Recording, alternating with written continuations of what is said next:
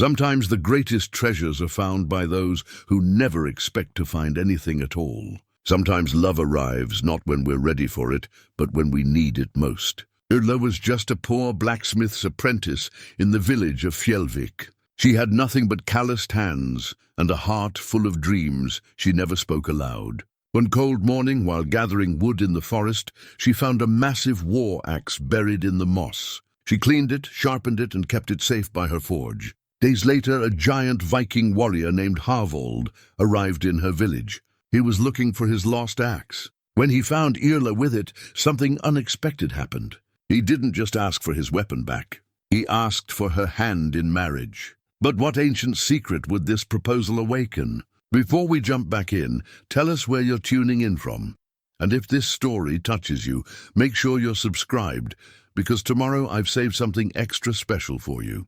The morning mist clung to the wooden rooftops of Fjellvik like the breath of sleeping giants, and Yrla Smidersdottir knew this would be another day when the world barely noticed her existence. She preferred it that way, in a village where bloodlines and bride prices determined worth. Being invisible meant being safe. The clang of her apprentice hammer against red-hot iron rang through the crisp air as she worked beside Master Bjorn's forge.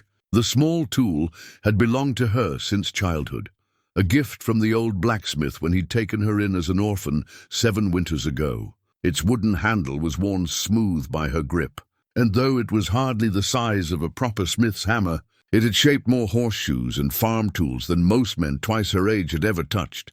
Mind the temperature. "A girl," Bjorn called from where he worked on a plough blade. His grey beard caught sparks as he spoke, but his voice held the gentle affection of a father. "Iron tells you its secrets, but only if you listen." Yrla nodded, adjusting her grip on the hammer. The metal beneath it glowed orange gold, and she could feel its readiness through the vibrations up her arm. This was her gift, knowing exactly when metal would bend to her will, when it would hold its strength, when it would shatter if pushed too hard. Other village girls learned to weave and cook and bear children. Yrla learned to hear the songs that iron sang. The forge stood at the edge of Fjellvik's main square, close enough to hear the daily gossip, but far enough that the smoke wouldn't choke the market stalls. From her workbench, she could see the entire rhythm of village life. Fishermen heading to their boats before dawn, farmers driving cattle to pasture, women gathering at the well to share news and speculation about their neighbors' affairs. Yrla rarely joined those conversations. When you had nothing, no family name, no dowry, no beauty that made men stumble over their words, it was easier to keep your thoughts to yourself and let others fill the silence with their chatter. "That's enough for today," Bjorn said, setting down his larger hammer. "The Eriksson boy will collect his horseshoes tomorrow, and Olaf's plough blade won't finish itself, but my old bones need rest." Yrla continued working, her movements precise and economical. "I'll finish these nails for the carpenter. The iron is still good." Bjorn watched her with the same expression he'd worn since she was 10 years old, pride mixed with worry. "You work harder than 2 apprentices, child, but working hard won't change what the village thinks of your prospects. I don't need the village to think anything of my prospects." She didn't look up from her work. "I have my craft. I have a roof over my head. I have enough." "Enough," Bjorn shook his head. "When I was your age, enough meant a wife who could bear strong sons and keep a clean house. For you, it means hiding behind an anvil and pretending you don't notice when young men look your way." Yrla finally glanced up, her ash-stained face showing the first flash of irritation. "Which young men?" "Harvald the fisherman who beats his wife when the nets come up empty. Or perhaps Leif the trader, who already has 2 wives and looks for a third who can work without complaint. There are others who see an orphan girl with no dowry and strong arms for farm work." Yrla's hammer struck the iron with more force than necessary. "I know what I am, Master Bjorn. I know what I'm worth in their eyes. But here, at this forge, my value isn't measured in gold or bloodlines." Bjorn sighed, recognizing the stubborn set of her jaw that meant the conversation was over. "Very well, but bank the coals before you sleep, and don't work so late that you can't rise with the sun. After he left, Yrla continued alone, enjoying the peaceful rhythm of creation. The village around her settled into evening routines. Children called in for supper, livestock secured for the night, doors barred against whatever darkness might bring. She loved these quiet hours, when the only sounds were her hammer and the soft hiss of cooling metal. The last nail finished. She set down her tools and surveyed her work. 12 perfectly straight iron nails, each one identical to the others. Tomorrow, they would help build a roof that would shelter a family through winter storms. It was honest work, necessary work, and it filled something in her that idle conversation never could. She was banking the coals when she heard voices from the square, men's voices, raised in the kind of excitement that usually meant news from beyond Fjellvik's borders, sailed from the eastern fjords. They say, big as a mountain with scars like lightning across his chest, looking for something he lost. Yrla paused, her curiosity overcoming her usual caution. News from outside their small village was rare and often exaggerated by the time it reached their ears. Still, the energy in those voices suggested something more than the usual tales of distant raids or trading disputes. She moved closer to the forge's front window, staying in the shadows, where she could listen without being seen. 3 fishermen stood near the well, their voices carrying clearly in the still air. "Magnus says he saw the ship himself," said Orm, the youngest of the group. "Black sail with a silver bear, and shields lining both sides like it was ready for war." "Why would a warrior come here?" asked his companion. "We have nothing worth raiding. Our fish are good, but hardly worth the trouble of a sea voyage." "That's just it," said the third man, lowering his voice conspiratorially. "Magnus heard him talking to the harbour master. He's not here to raid. He's looking for something specific, something he lost." Yrla felt a strange chill run down her spine, though she couldn't say why. The conversation continued, but the men's voices grew quieter as they moved away toward their homes. She remained by the window, staring out at the now empty square, until the coals in the forge had cooled to ash. That night, she lay on her simple straw mattress in the small room behind the forge, unable to shake the feeling that change was coming to Fjellvik. In her 17 years, the village had remained essentially the same families, the same rhythms, the same quiet certainty that tomorrow would look much like today.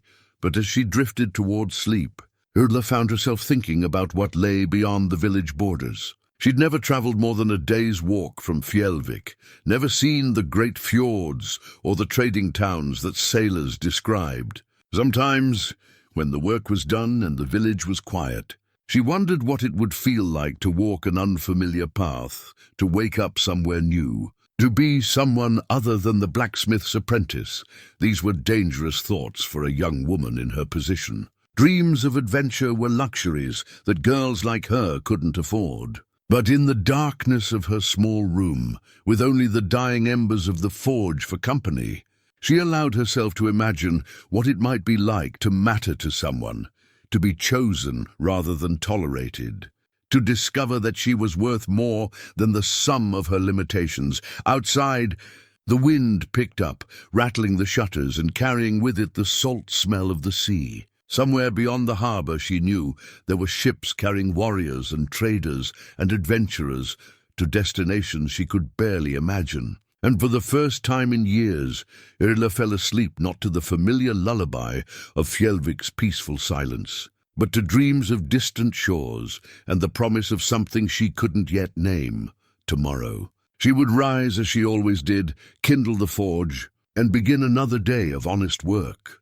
But tonight, change was already on its way to her village, and though she didn't know it yet, her quiet life was about to become the foundation for a story that would echo through generations. 3 days after the fisherman's gossip about the mysterious warrior, Yrla woke before dawn with an unusual restlessness. The forge had run low on charcoal, and Master Bjorn had mentioned needing more kindling for the coming week's work. Rather than wait for one of the village boys to make the trek into the forest, she decided to gather fallen timber herself.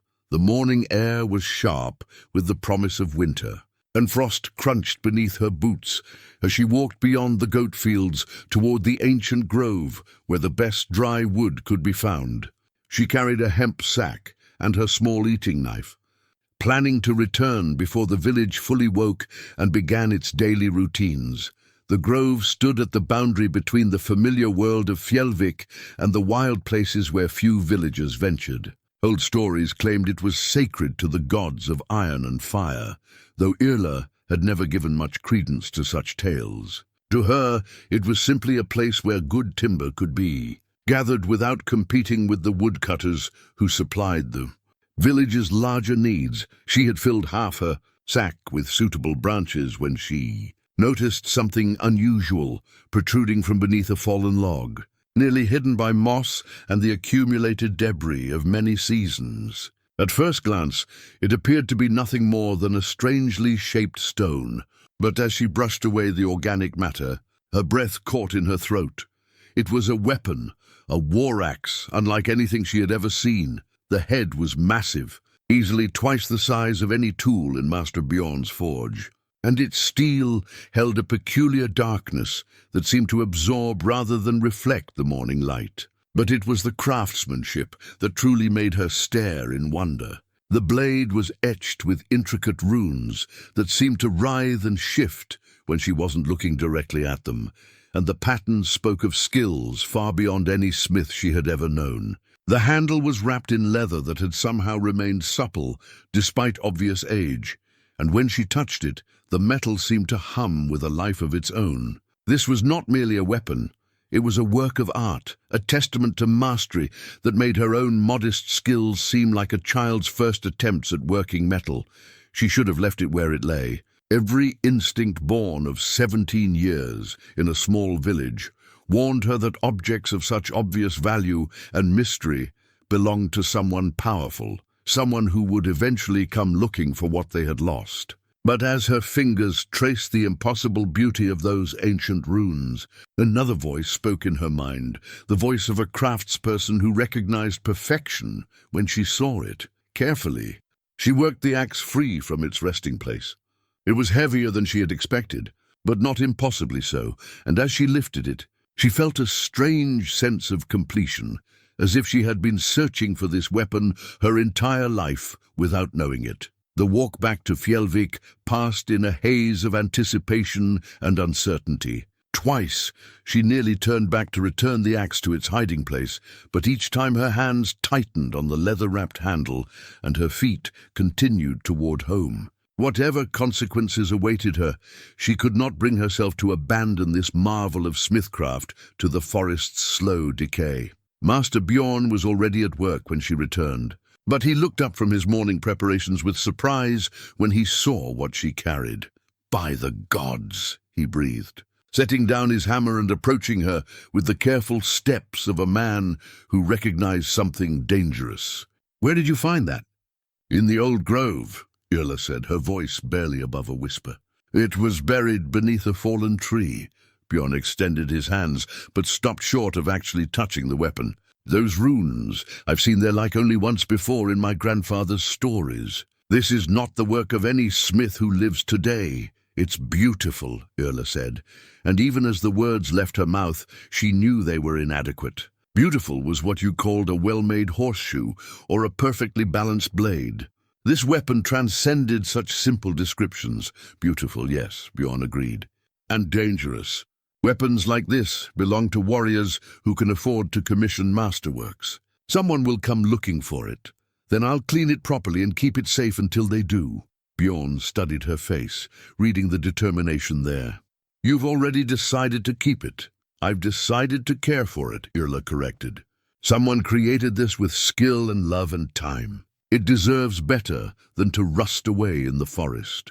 For the rest of that day, she found it difficult to concentrate on her usual tasks. The axe lay on a clean cloth beside her workbench, and her eyes kept returning to it between hammer strokes. During her lunch break, she began the delicate work of cleaning years of accumulated grime from the steel and leather. The metal responded to her touch as if it had been waiting for exactly this attention. Rust flaked away to reveal steel that gleamed like captured starlight, and the runes emerged from their concealment with increasing clarity. As she worked, Yrla began to make out individual symbols, markings that spoke of battle and honor, of oaths sworn and promises kept. By evening, the transformation was complete. The weapon that had appeared to be an ancient relic was revealed as something magnificent, its every surface speaking of mastery and purpose. She wrapped it carefully in soft leather and placed it in the wooden chest where she kept her few personal possessions. That night, her dreams were filled with visions she could not quite remember upon waking. She saw vast halls where warriors feasted, ships with colored sails cutting through grey waters, and always, the sense that something momentous was approaching. She woke several times, her heart racing with anticipation she could not name, and each time she found herself glancing toward the chest where the axe lay hidden. The next morning brought Orm the fisherman to the forge, his face bright with the kind of excitement that accompanied truly significant news. "He's here," Orm announced without preamble. "The warrior we heard about came ashore at dawn with 2 companions, asking questions about lost property." Yrla's hands stilled on the bellows she had been working. "What kind of questions?" "About weapons, mostly. Specifically about whether anyone had found anything unusual in the past few days." Orm leaned closer, lowering his voice conspiratorially. "Magnus says he's offering gold for information. Real gold, not just trade goods." Master Bjorn emerged from the back of the forge, his expression carefully neutral. "Did this warrior give his name?" "Harvald Eskilsson," Orm replied. "Claims to be from the eastern settlements. And girl, you should see the size of him. Broad as a barn door and tall enough to look over a horse's back without standing on his toes." Yrla felt the blood drain from her face, though she tried to keep her expression unchanged. Does he seem dangerous?" "Dangerous?" Orm laughed. "He's a warrior, isn't he? But no, he's been polite enough, offered to pay for his questions, thanked people for their time. Not what you'd expect from a raider or brigand." After Orm left to spread his news to other eager listeners, Yrla found herself unable to focus on her work. Every sound from the square made her look up. Every footstep on the path made her hands tremble slightly. She knew, with the certainty that sometimes comes before disaster, that Harvald Eskilsson was looking for the axe that now lay hidden in her chest. The question that haunted her was simple: what would happen when he found it? As the day wore on, that question grew more urgent, because whether she was ready or not, Yrla could feel that her quiet life in Fjellvik was about to end, and everything that came after would depend on choices she had never imagined. She would need to make. Harvald Eskilsson arrived at the forge, just as the afternoon sun began its descent toward the western mountains. Yrla heard him before she saw him, the measured tread of heavy boots on the stone path, the soft clink of metal against metal that spoke of a man. Accustomed to wearing arms, she looked up from the horse bit she was filing and felt her breath catch in her. Throat Orm's description had been woefully inadequate. Harvald was indeed tall and broad, but those simple words failed to capture the presence that seemed to fill the entire forge yard. His hair was the color of winter wheat, bound back with leather cord, and his beard was trimmed close to reveal the strong line of his jaw. Scars marked his arms and hands, the kind that came from real battles, not tavern brawls, but it was his eyes that made her stomach flutter with something between fear and fascination. They were grey as storm clouds, and when they settled on her, she felt as if he could see directly into her soul.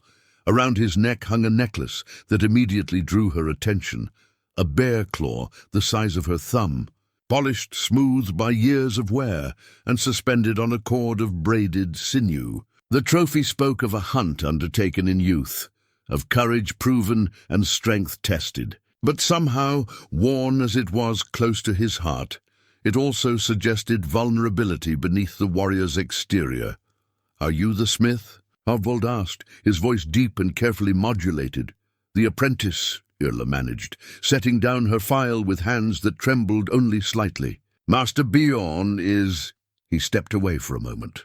Harvald nodded and moved closer to her workbench, his movements economical and purposeful. Then perhaps you can help me. I'm searching for something that belongs to me. A weapon that was lost during a storm 3 nights past. The lie came easily to her lips. What kind of weapon? A war axe, old with runes carved into the blade. It has great value to me, not just in gold, but in memory. Yrla forced herself to meet his gaze directly. I haven't seen anything like that. But if such a thing were found, where would someone return it? To me, Harvald said simply. I'm staying at Gunnar's Tavern until my search is complete. He turned to go, then paused and looked back at her. For a long moment they studied each other in silence. Yrla felt heat rise in her cheeks under his scrutiny, but she held her ground, chin lifted with the stubborn pride that Master Bjorn knew so well. You work the metal well, Harvald said finally, gesturing toward the horsebit she had been filing. Your lines are clean, your finishing careful. Not many apprentices show such attention to detail. Iron deserves respect, Yrla replied. It tells you its secrets, but only if you listen. Something shifted in Harvald's expression, surprise perhaps, or recognition. Wise words. Your master taught you well. After he left, Yrla found it impossible to concentrate on her work. She kept replaying their brief conversation, analyzing every word and gesture for hidden meaning. There had been something in the way he looked at her, not with the dismissive glance that most men gave the blacksmith's apprentice, but with genuine attention, as if she mattered enough to be truly seen. That evening, she lay awake staring at the ceiling beams of her small room, the war axe hidden beneath her bed like a guilty secret. Every rational thought demanded that she return it to its rightful owner. Harvald had been courteous, even kind, and keeping his property was both theft and folly. Yet something deeper than reason held her back. The next morning brought more complications. Word of the handsome warrior had spread throughout Fjellvik, and half the village seemed to find excuses to walk past the forge. Women lingered by the well, hoping for another glimpse of him, while men gathered in small groups to speculate about his true purpose in their village. I heard he's the son of a Jarl, whispered Astrid, the baker's daughter, as she pretended to examine a horseshoe near Yrla's workbench. They say his father controls 3 fjords and 100 ships. If he's so wealthy, why is he searching for one lost axe? Asked her companion Sigrid. Surely he could commission a dozen smiths to make him new weapons. Yrla kept her head down and continued her work, but their words sent unease through her chest. If Harvald truly came from such a prominent family, keeping his axe was more than simple. Theft. It was an insult that could bring serious consequences to herself and possibly to Fjellvik as a whole. Yet when she tried to imagine walking to Gunnar's tavern and presenting the weapon to him, something in her rebelled. Not greed exactly, and not mere stubbornness, but something deeper and more complex. The axe had called to her in the forest grove, had responded to her touch as no metal ever had before. Returning it felt like tearing away a piece of her soul. Late that afternoon, as she was banking the forge coals, Harvald returned. This time he was not alone. Master Bjorn walked beside him, their conversation animated but respectful. Finest work I've seen from an apprentice, Bjorn was saying as they approached. The girl has a gift that goes beyond mere training. Indeed, Harvald replied, his grey eyes finding Yrla immediately. I was hoping to speak with her again. Bjorn excused himself to tend to other tasks, leaving them alone by the forge. For a moment neither spoke. Then Harvald reached into the leather pouch at his belt and withdrew, something that made Yrla's heart skip. It was a piece of metal, steel, worked with the same intricate rune patterns that decorated his lost axe. This was part of the weapon I seek, he said, holding it so she could see the craftsmanship clearly. Notice the pattern here, the way the runes interweave. It was made by a master smith in the eastern fjords, using techniques passed down through 5 generations. Yrla studied the fragment, her practiced eye taking in every detail. The work was indeed masterful, identical to what she had spent hours cleaning and polishing. It's beautiful, she said softly. Yes, Harvald agreed, and irreplaceable. The smith who made it is dead now, and the secrets of its creation died with him. He paused, studying her face carefully. I thought perhaps, if you understood what had been lost, you might remember if you had seen anything similar. The moment stretched between them, heavy with unspoken possibilities. Yrla felt the weight of decision pressing down on her, truth or continued deception, safety or risk, the familiar life she knew or the unknown path that Harvald's presence seemed to promise. When she finally spoke, her voice was steady despite the turmoil in her heart. "If such a weapon were found, what would its return be worth to you?" Harvald's eyes sharpened with interest. "What would you consider fair payment?" Before she could answer, a commotion erupted from the direction of the village square. Men's voices raised in anger, the sound of running feet. Both Yrla and Harvald turned toward the noise, and in that moment of distraction, the delicate balance of their conversation shifted into something far more dangerous. The commotion in the square proved to be nothing more than a dispute between two farmers over boundary stones. But the interruption had broken the spell of Yrla's conversation with Harvald. By the time the shouting died down, he had taken his leave with nothing more than a polite farewell and a promise to continue his search elsewhere. That evening, Yrla sought counsel from the one person in Fjellvik whose opinion she truly valued. She found Ingrid, the village wise woman, tending her herb garden behind the small house, where she had lived alone since her husband's death 5 winters past. "You look troubled." "Oh, child," Ingrid said, without looking up from the late-season herbs she was harvesting. "Come, help me with these before the frost claims them, and tell me what weighs on your heart." Yrla knelt beside the older woman and began gathering the fragrant leaves into neat bundles. "If someone lost something valuable and you found it, what would be the right thing to do?" "Return it, of course." Ingrid's voice carried gentle amusement. "Though I suspect your question is not so simple as it appears. What if returning it meant losing something precious to yourself?" Ingrid paused in her work and studied Yrla's face with eyes that seemed to see far more than they should. "Ah, this is about the warrior who's been asking questions. How did you—" "Child, I've lived in this village for 63 years. I know the difference between innocent curiosity and guilty conscience." Ingrid's weathered hands continued their careful work. "What did you find?" The whole story spilled out. The discovery in the grove, the beauty of the weapon, the way it had seemed to call to her, and now Harvald's patient search. Ingrid listened without interruption, nodding occasionally but offering no judgment. "Show me," she said, when Yrla finished. They walked together to the forge, where Yrla carefully unwrapped the war axe from its hiding place. In the lamplight, the runes seemed to pulse with their own inner fire, and Ingrid drew in a sharp breath. "By the old gods," she whispered. "I know those markings." "You do?" Ingrid reached into the neck of her dress and withdrew something that made Yrla's heart stop. A small silver brooch, tarnished with age, but unmistakably crafted with the same runic patterns that decorated the axe. "This belonged to your mother," Ingrid said softly. "She gave it to me before she died, asking me to keep it safe until you were old enough to understand its significance." Yrla's hands trembled as she took the brooch. "My mother? But you said she was just a village girl who died in childbirth." "I said many things to protect you, child. Your mother was Thora Eriksdottir, daughter of a minor jarl from the northern settlements. She came here fleeing an arranged marriage, carrying you in her womb, and nothing else but this brooch." The silver felt warm in Yrla's palm, and as she turned it over, she could see that the runic patterns were indeed identical to those on the axe. "What does it mean?" "It means your blood carries more than you know, and it means that weapon found its way to you for reasons beyond mere chance." Ingrid studied the axe with new understanding. The runes speak of binding, oaths taken and destinies intertwined. Perhaps this Harvald's arrival is not coincidence either.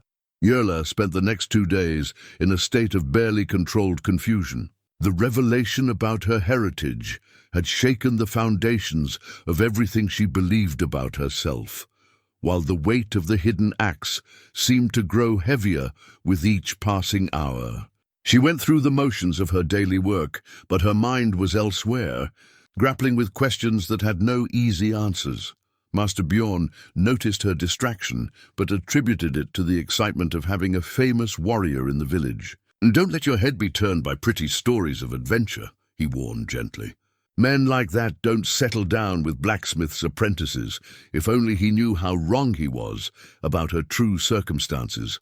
On the third day, as she worked alone in the forge, while Bjorn attended to business in the village, Harvald appeared again. This time his manner was different, less patient, more direct. "I know you have it," he said without preamble.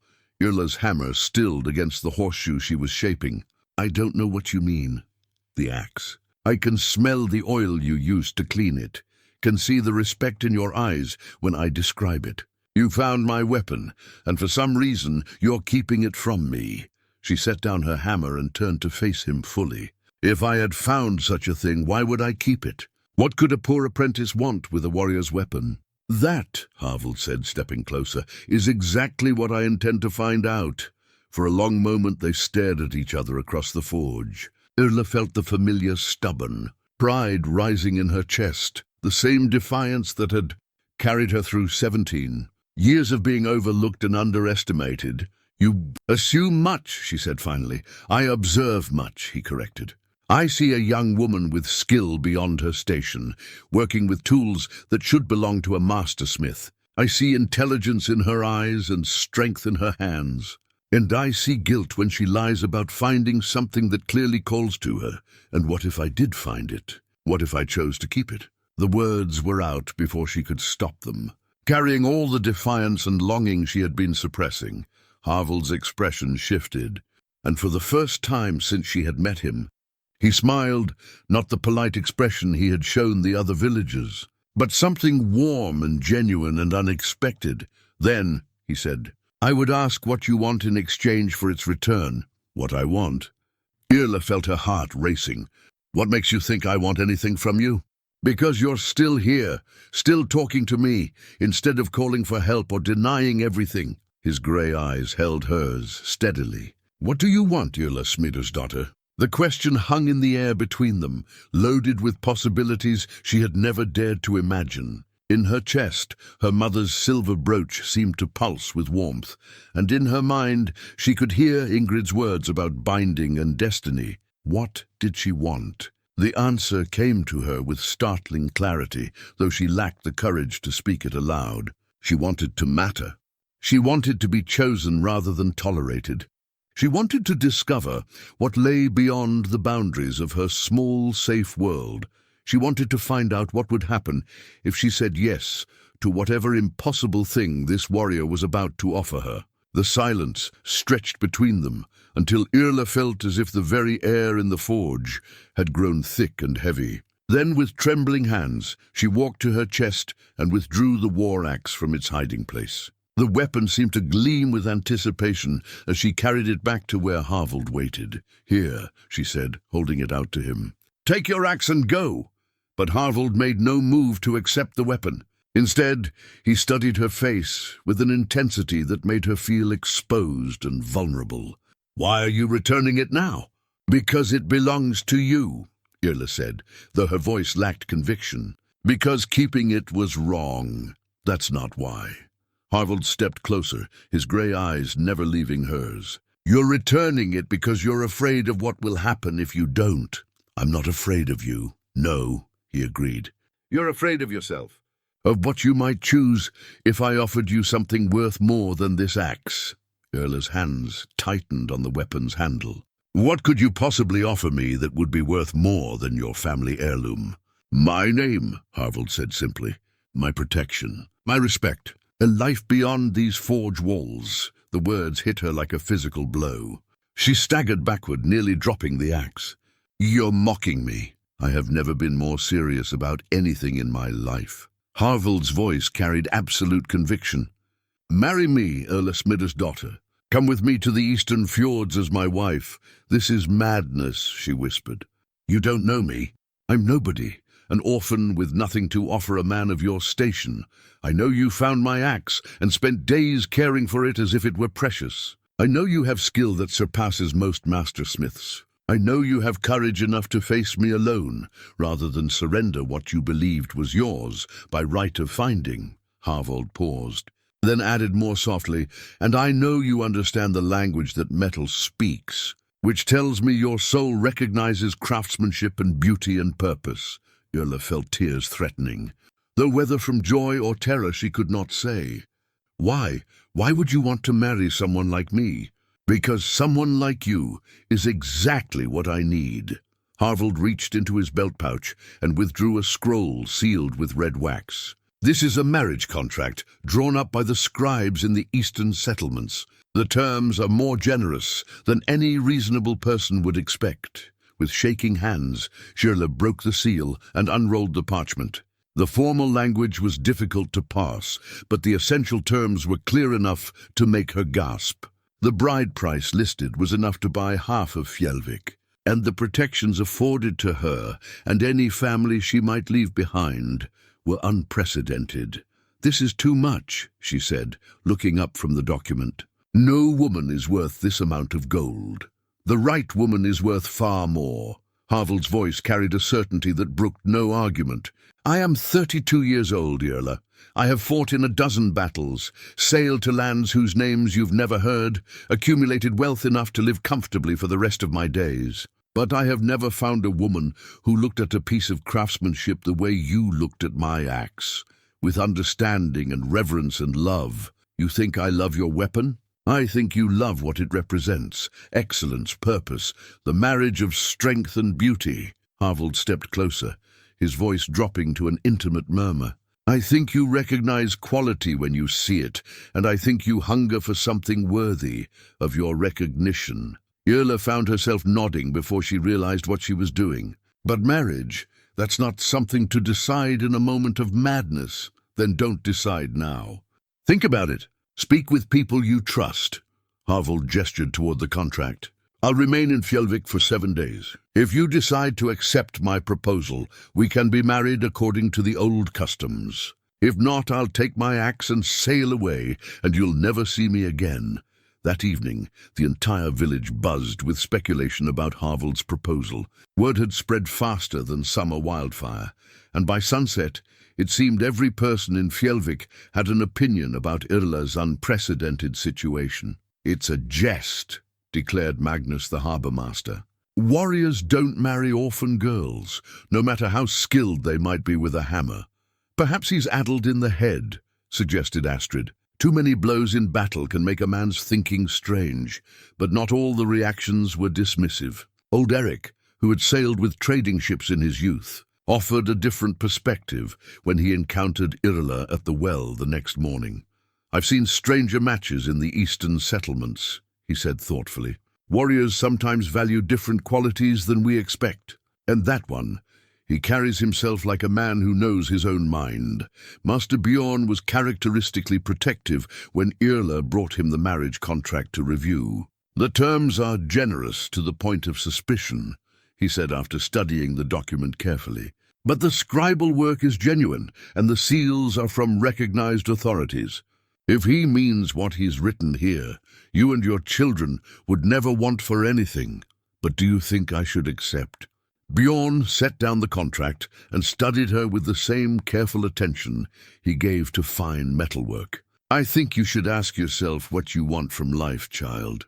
Safety and certainty, or the chance to discover what you might become if you were brave enough to reach for something beyond your current circumstances." As the days passed, Yrla found herself watching Harvald from a distance as he moved through the village. He was unfailingly courteous to everyone he met, patient with children who pestered him with questions about his travels, and respectful toward the village elders. But she also noticed that his eyes often sought her out across the square, and when their gazes met, she felt something flutter in her chest that had nothing to do with fear.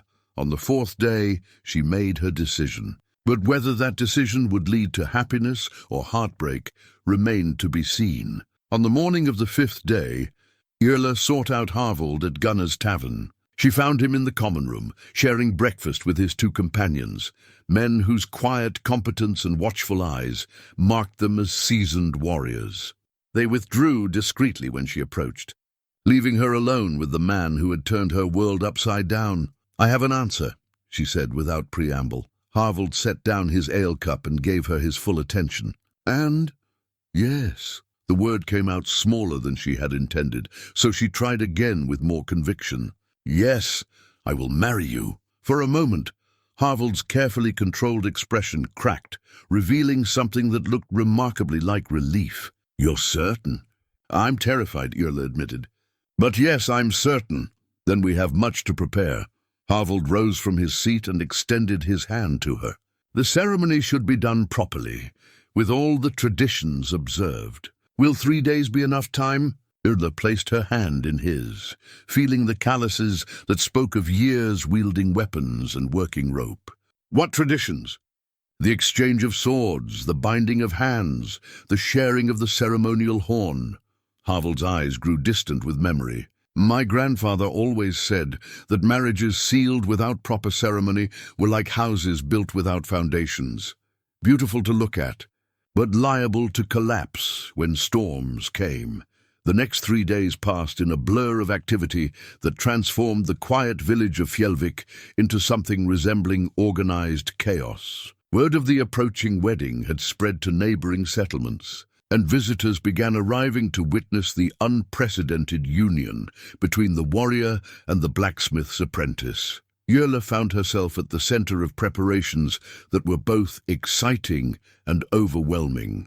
The village women, led by Astrid and her mother, took charge of creating a wedding dress from the finest cloth available. It was not the silk and silver that a Jarl's daughter might wear, but the blue wool was beautifully woven, and the embroidery work was careful and loving. "You'll be the most beautiful bride Fjellvik has ever seen," Astrid declared as she adjusted the dress's fit. "Though I still can't believe this is really happening." Neither could Yrla, if she were honest. Each morning she woke expecting to discover that the entire situation had been an elaborate dream. But each day brought fresh evidence that her life was indeed changing beyond recognition. The evening before the wedding, Harvald presented her with a gift that took her breath away, a drinking horn carved from the horn of an enormous auroch and bound with silver bands that matched the runes on his war axe. The craftsmanship was exquisite, and when she held it up to the light, she could see that the entire surface was covered with tiny, intricate carvings that told the story of ancient heroes and their legendary deeds. "This belonged to my grandmother," Harvald explained as Yrla examined the horn with wonder. "According to family tradition, it has been used in every wedding ceremony in my bloodline for 7 generations. Tomorrow we will drink from it together, and our lives will be bound as one." "It's magnificent," Yrla whispered, tracing the delicate carvings with her fingertip. But Harvald, what if I'm not worthy of such honor? What if I disappoint you once you truly know me?" Harvald cupped her face gently in his hands, his grey eyes serious and kind. "Do you know what I see when I look at you?" Yrla shook her head, not trusting her voice. "I see a woman who found a piece of beauty in the forest and chose to preserve it rather than profit from it. I see someone who works with dedication and skill, even when no one acknowledges her efforts. I see courage in your eyes and strength in your hands and wisdom in your heart." His thumbs brushed away tears she hadn't realized were falling. "You think you're not worthy of me, but the truth is quite different.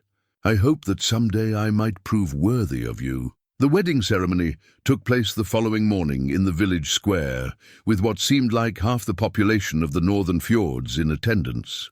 Yrla wore her blue dress and her mother's silver brooch, while Harvald appeared in his finest clothing, a tunic of deep green wool and trousers bound with leather strips, his golden hair freshly braided and his beard oiled until it gleamed. The ceremony itself was both solemn and joyful. Following ancient custom, they exchanged blades, Harvald presenting her with a beautifully crafted sayax that would be hers to keep and protect, while she offered him a knife she had forged herself, its simple lines speaking of honest craftsmanship rather than elaborate decoration.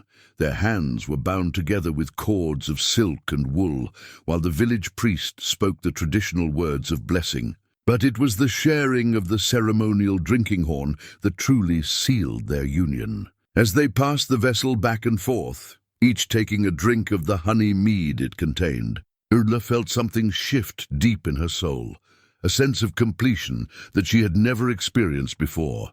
The celebration that followed lasted well into the night, with music and dancing and more food than the village usually saw in a month. Harvald's companions proved to be skilled musicians as well as warriors, and their songs told tales of distant lands and grand adventures that made the younger villagers' eyes shine with wonder. But as the evening wore on, Yrla found herself growing quiet, overwhelmed by the magnitude of what she had just committed to. Tomorrow she would leave Fjellvik, the only home she had ever known, and sail away to an uncertain future with a man she had known for less than a week. Having second thoughts, Harvald asked softly as they sat together at the high table, watching their guests celebrate. "No," Yrla said, and realized she meant it. "Just thinking about how strange life can be. A week ago I was nobody special. Tonight I'm married to a warrior who treats me like I'm worth more than gold."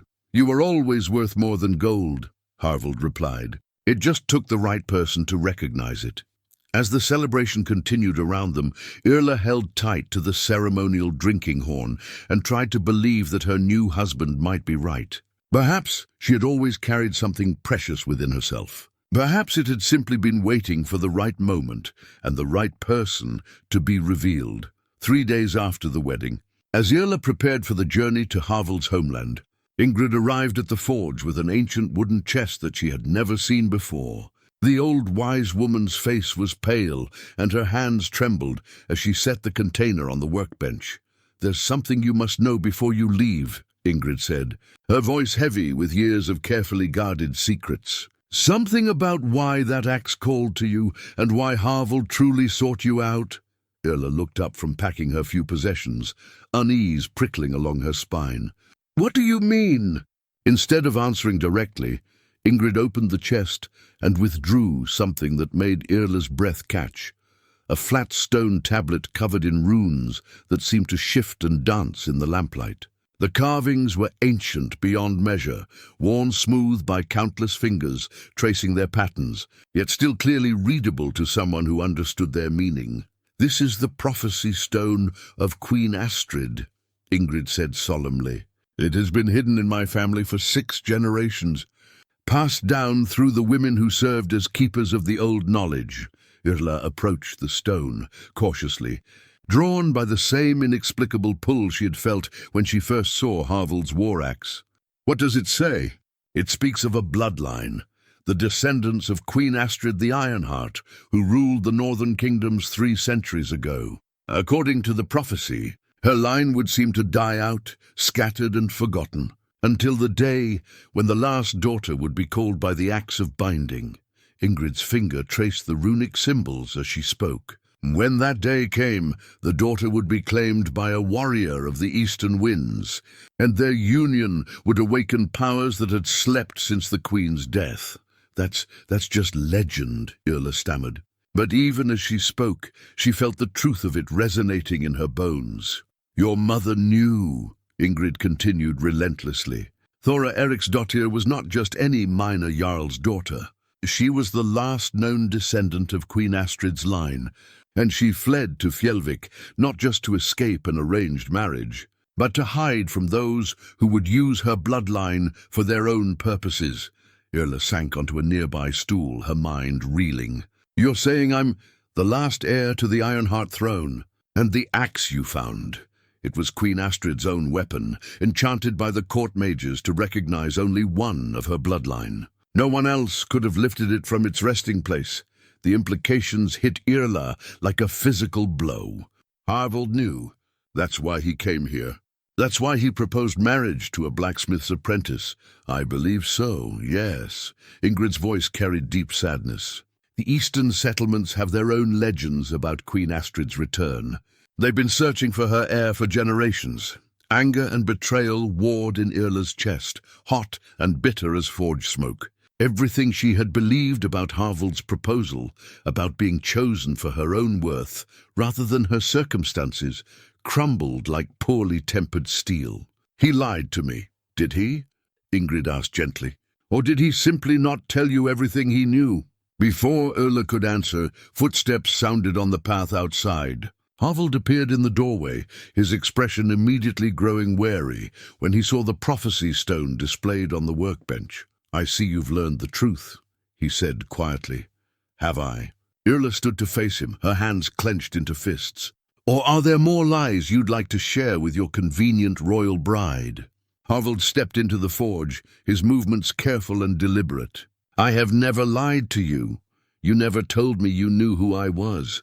You never mentioned that you came to Fjellvik specifically looking for Queen Astrid's heir." "No," Harvald admitted. "I didn't." "Why?" The word came out as a whisper, carrying all her hurt and confusion.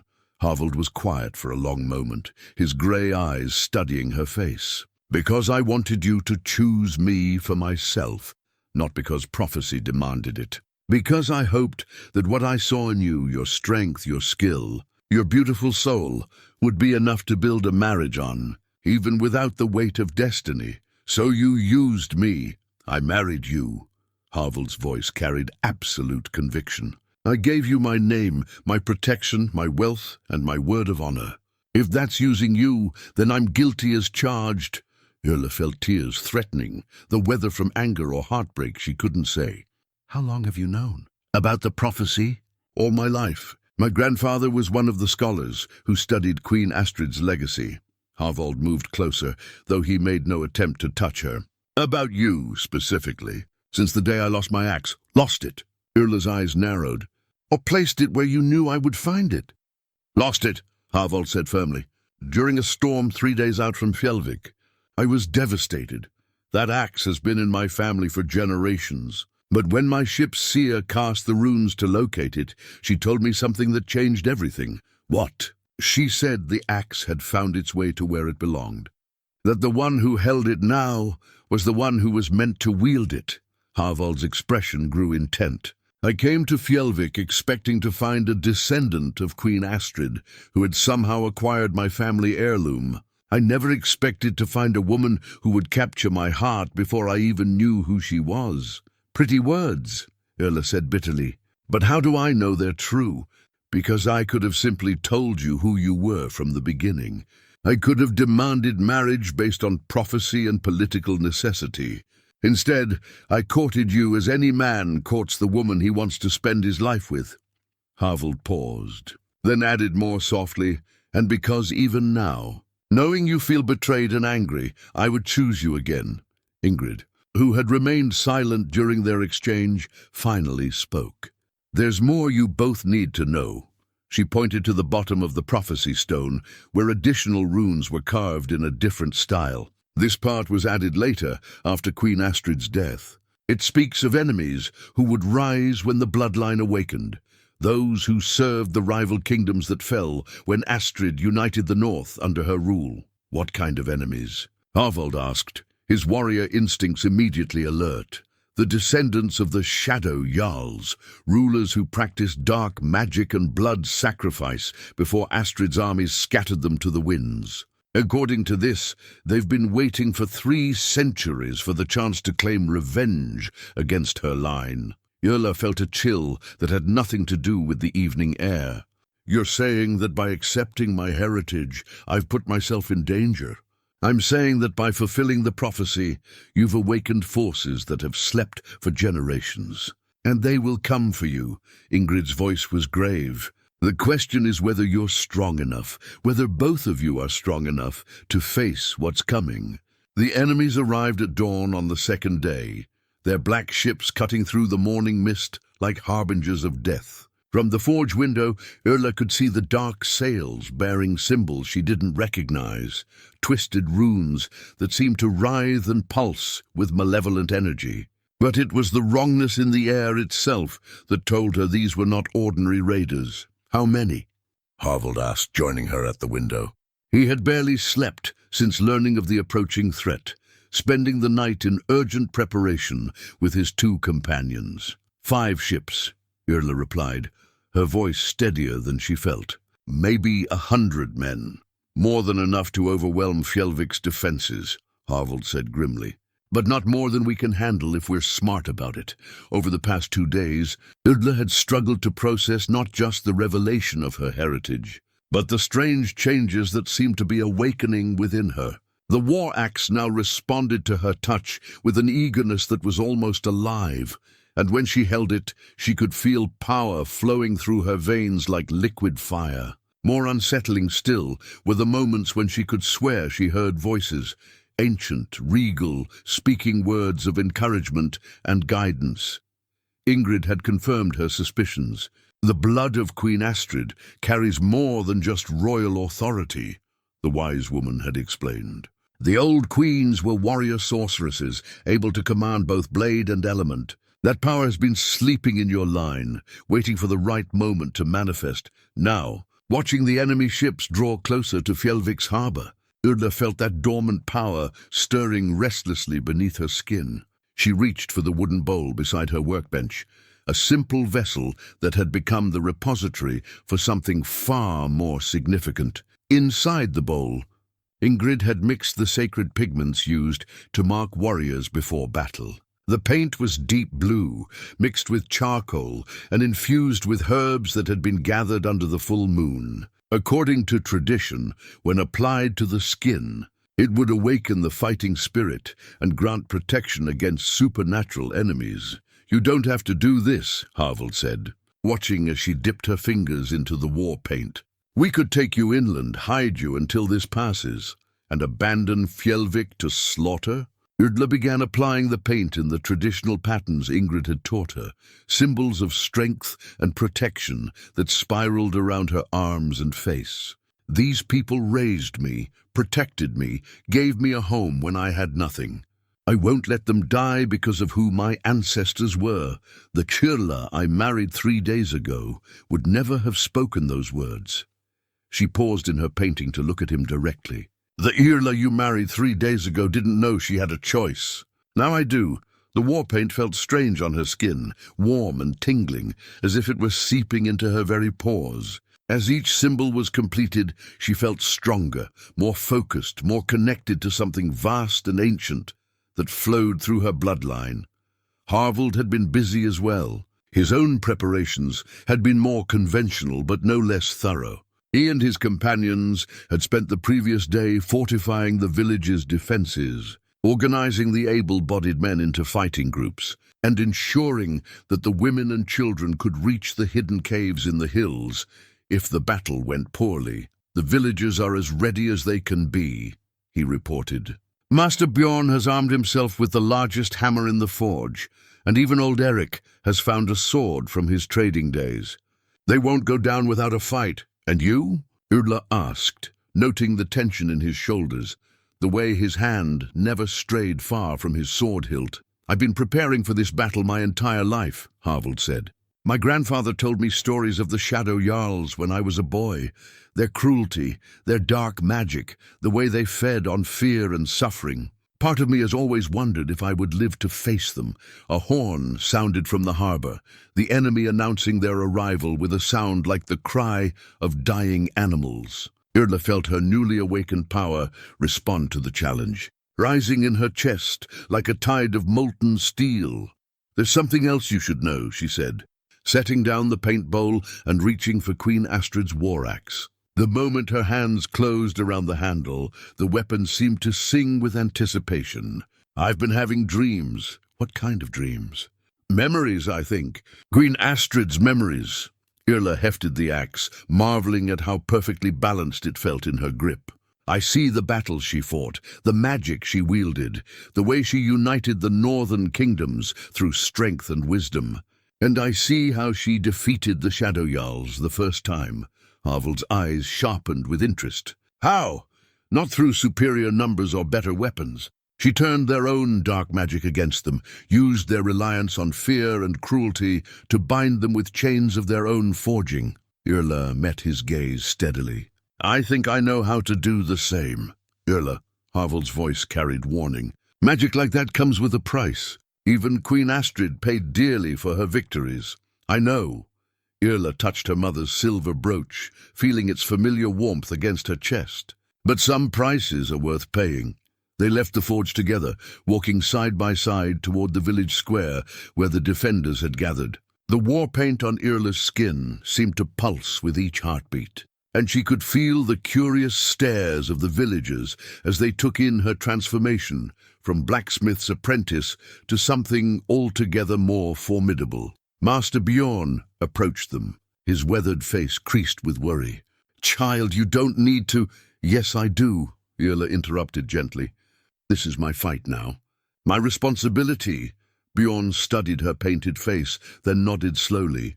"Then may the gods grant you strength and wisdom, Queen Yrla."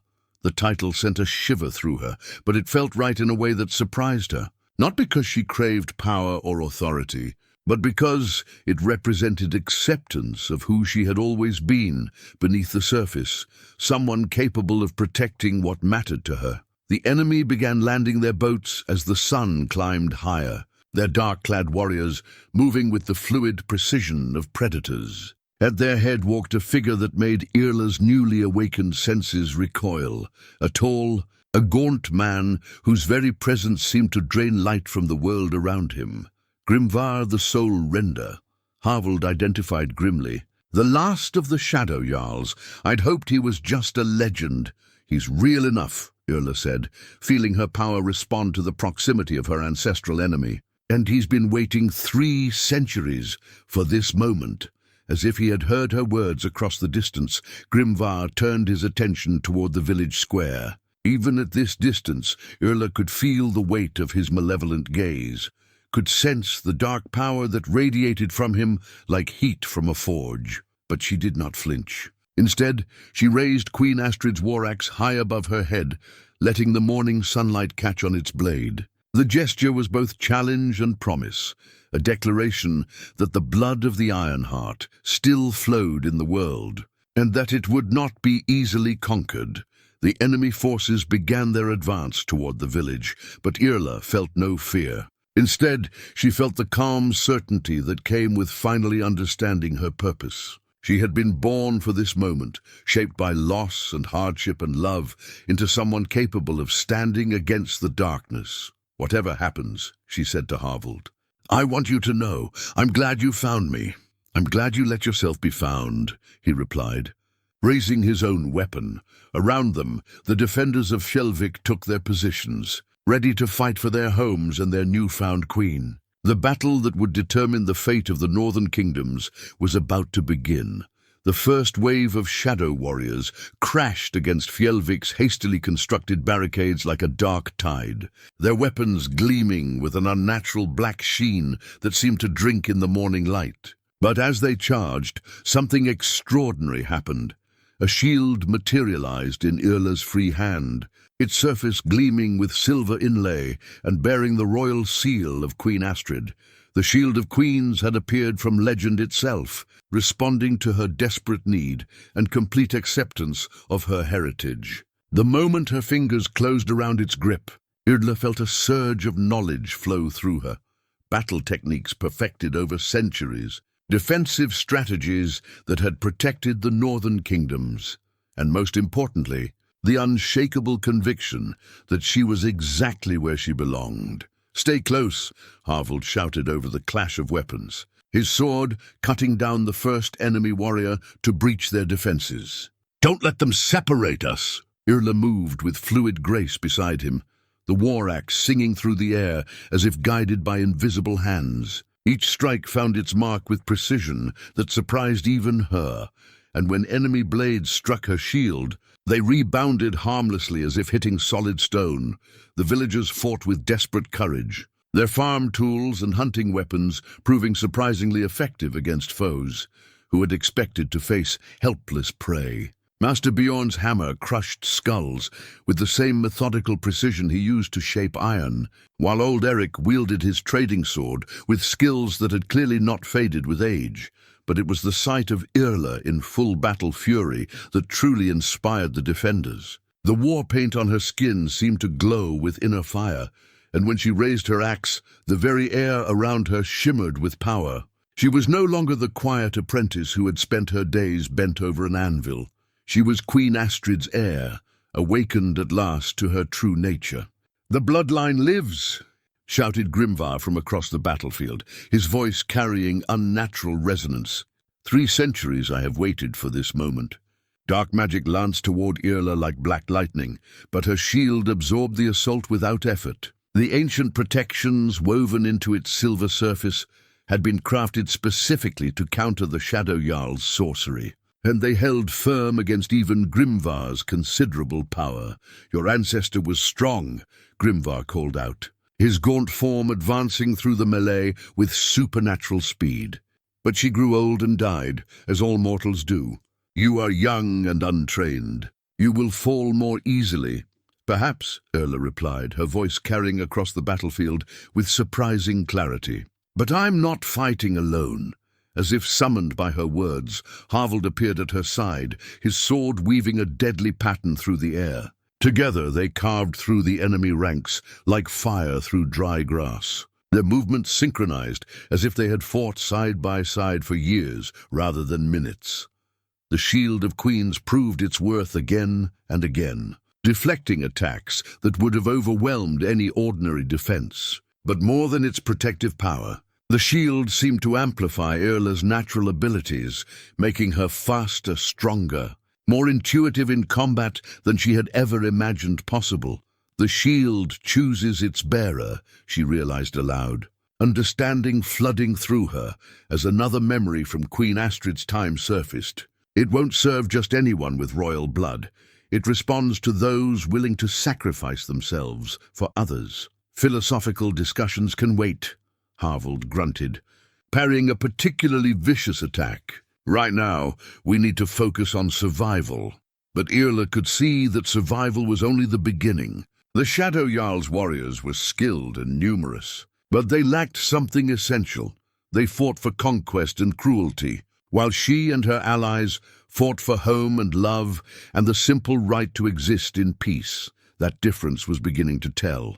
Despite their fearsome appearance and dark magic, the enemy forces were being pushed back by defenders who refused to yield. Every fallen villager seemed to inspire two others to fight harder, while every enemy casualty weakened their overall morale. "This isn't going as Grimvar expected," Yrla observed between sword strokes. "He thought we'd break and run." "He doesn't understand what he's facing," Harvald agreed, his blade finding another enemy throat. "He sees only a village of farmers and fishermen. He doesn't see a community that's chosen to stand together." The battle raged on, but gradually the tide began to turn in their favor. The Shield of Queens proved to be exactly what the defenders needed, not just protection for their queen, but a symbol of hope that reminded them they were fighting for something greater than themselves. As the morning sun climbed higher, casting away the unnatural shadows that had accompanied the enemy's arrival, Yrla felt her confidence growing. She was no longer fighting to survive, she was fighting to win, as the last of Grimvar's ordinary warriors fell to the combined might of Fjellvik's defenders. The Shadow Jarl himself stepped forward, his dark power coiling around him like living smoke. The very air grew cold at his approach, and frost began forming on the weapons and shields of the nearest fighters. "Enough!" Grimvar's voice boomed across the battlefield with supernatural force. "I will finish this myself!"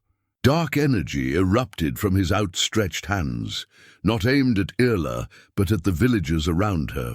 The shadow magic struck Master Bjorn first, and Yrla watched in horror as the man who had raised her crumpled to the ground, his life force being drained away by the malevolent power.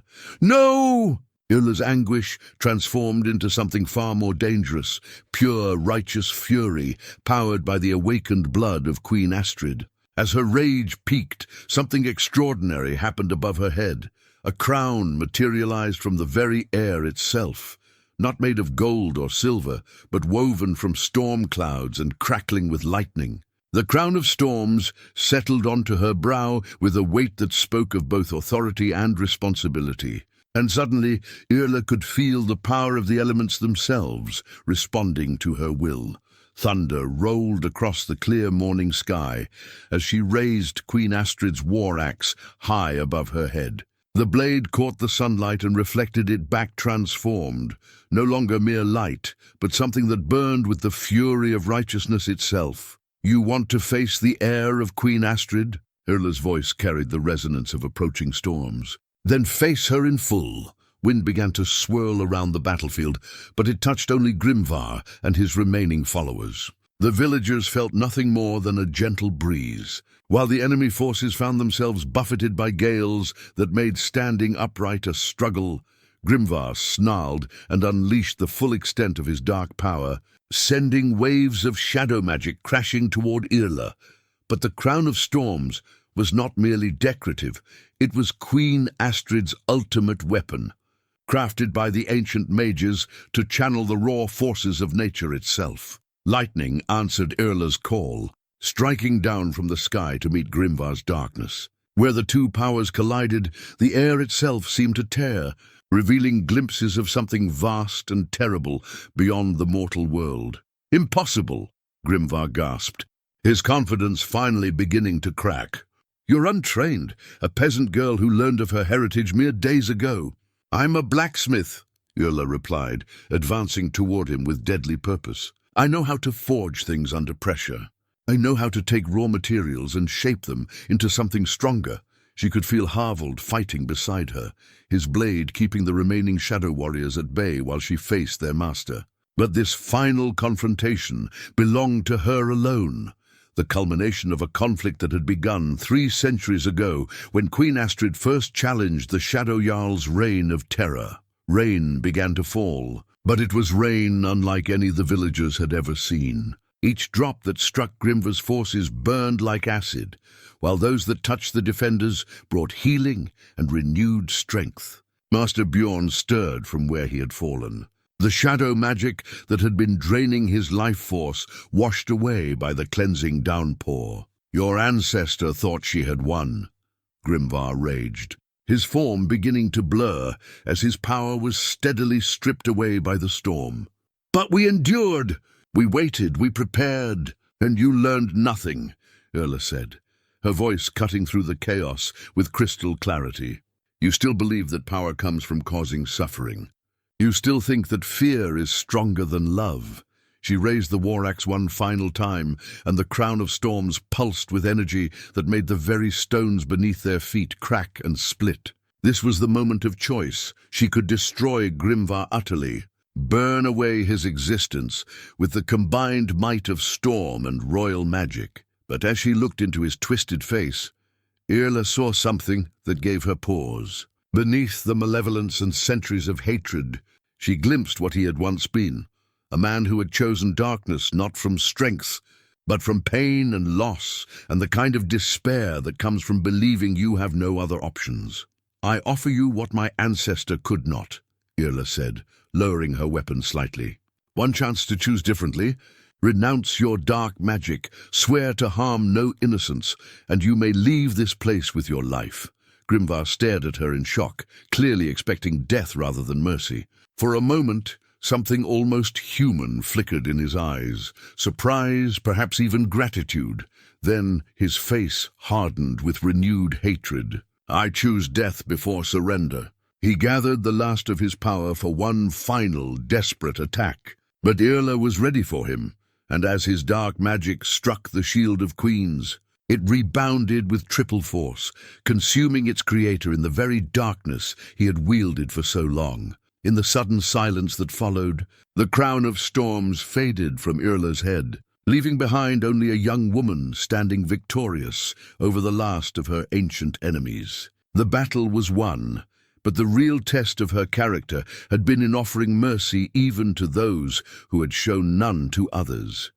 3 months after the battle that saved Fjellvik, Yrla stood once again at her forge, but everything had changed.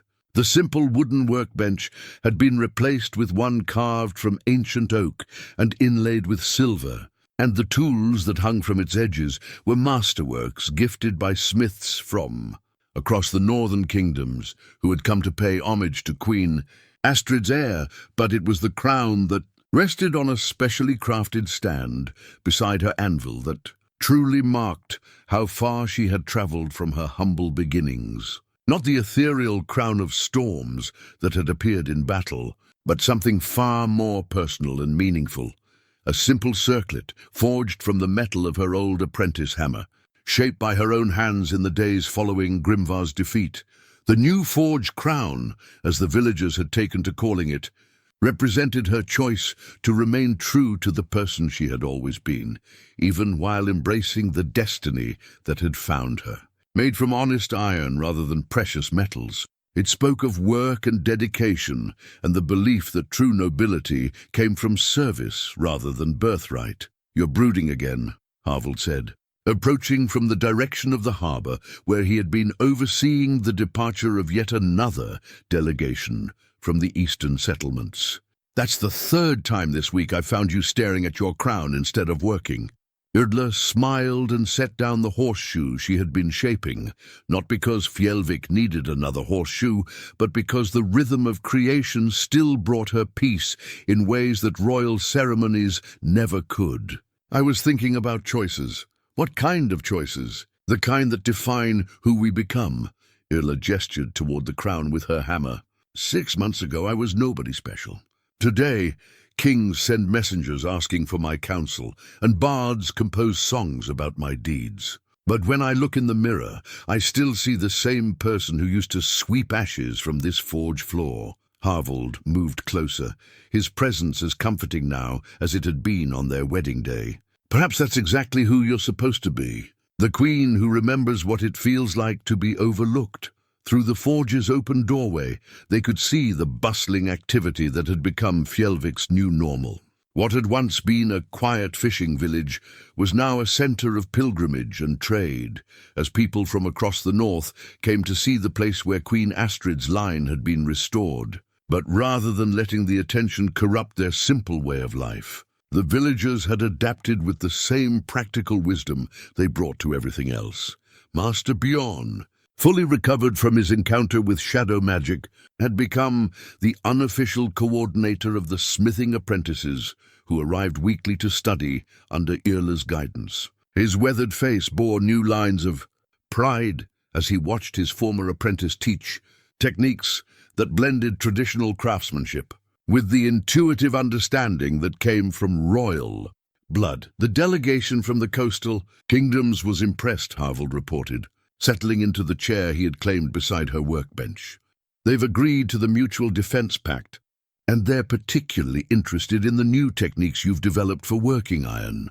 Yrla nodded absently, her attention focused on the delicate scroll work she was adding to the horseshoe. Even the most mundane items that came from her forge now bore touches of artistry that elevated them beyond mere function. It was as if awakening to her heritage had unlocked not just magical power, but a deeper understanding of beauty itself. "What about you?" she asked. "Any regrets about marrying a queen who insists on keeping a working forge in her palace?" "Palace?" Harvald laughed, gesturing around the modest building that had been expanded but never truly transformed. "If this is a palace, then I'm the emperor of the northern seas." "You might be if you keep talking." Yrla set down her hammer and turned to face him fully. "The eastern settlements have been making increasingly pointed suggestions about formal titles and ceremonial duties. Let them suggest." Harvald's expression grew serious. "We've built something here that's worth more than all the titles in the world. A place where a blacksmith's apprentice can become a queen without forgetting who she was. A community that stood together against impossible odds and won."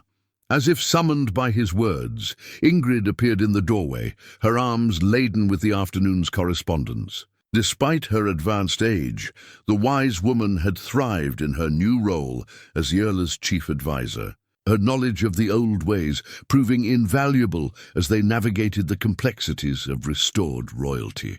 "More marriage proposals," Ingrid announced, setting the letters on the workbench with practiced efficiency. 3 from Jarls, 2 from kings, and 1 from a merchant prince who claims he can trace his lineage back to the gods themselves. All declined with appropriate courtesy. Yrla said automatically, "How many times must I explain that I'm already married?" "They assume it's a political arrangement that can be dissolved for better advantage," Ingrid replied, with dry amusement. "They don't understand that you actually chose love over ambition." Yrla reached for Harvald's hand, feeling the familiar comfort of his calloused palm against hers. Some choices are easy once you understand what really matters.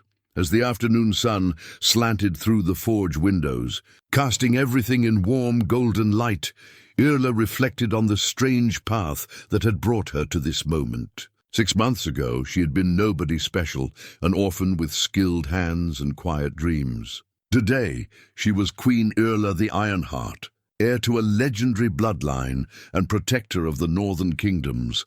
But as she looked around the forge, where she had learned to shape metal and discovered her own strength, she knew that the most important thing hadn't changed at all. She was still a woman who believed in the value of honest work, the power of love to transform lives, and the simple truth that sometimes the greatest treasures were found by those who never expected to find anything at all. Outside, the village of Fjellvik settled into its evening routines, much as it had for generations. But now those routines included the sight of a queen working at her forge, a reminder that nobility was not about birthright or ceremony, but about choosing to use whatever gifts you possessed in service of something greater than yourself.